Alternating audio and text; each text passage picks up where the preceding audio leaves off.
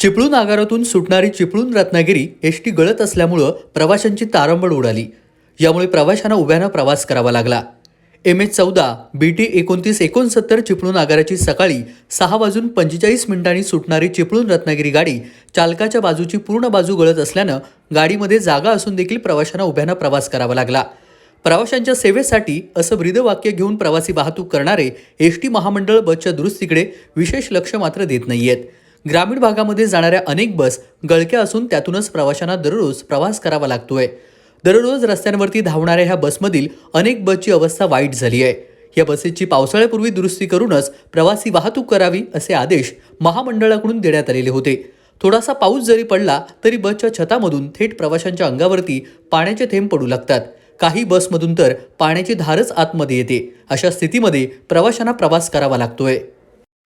कोकण कट्टा लाईव्ह चिपळूण।